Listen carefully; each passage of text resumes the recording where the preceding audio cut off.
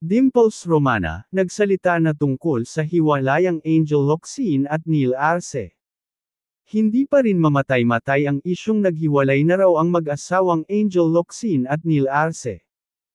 Last year pa nagsimula ang tsismis na break na umano ang celebrity couple, na siyang dahilan kung bakit pareho silang hindi na active sa social media.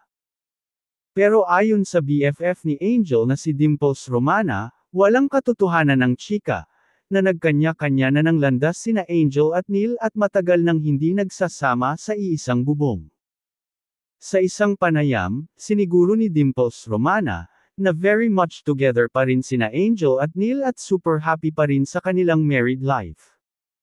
Alagang-alaga pa rin daw ng film producer ang kanyang kaibigan. Ani Dimples, I get to see her naman, she's very very happy and happily married, and Neil is taking very good care of her. Nakiusap din ang kapamilya actress at celebrity mom sa Madlang People, na huwag gawing basehan ng social media sa estado ng relasyon ng mga taga-entertainment industry. The thing is, people are so involved with social media, that we think if we don't see married people posting online together, parang hiwalay na sila. No po.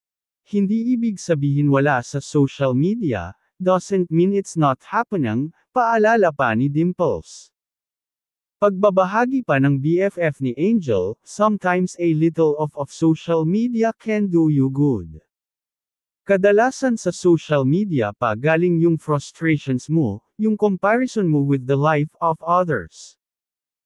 And when you pause a little bit and know that not everything on social media can be helpful to you, you'll be able to recognize that you too can have a happy life like Neil and Angel, na halos offline sila, but they're very very happy. Sa tanong kung kailan ba talaga babalik sa pag-arte si Angel, I can only wish that Angel will return, because she's super much awaited all the time. I know that the boss and being offline and missing an act on social media, has done very well. She's so light-hearted and you just feel that she's very very happy. So once na mag-decide siya at pinagdarasal natin yun, na malapit na yun.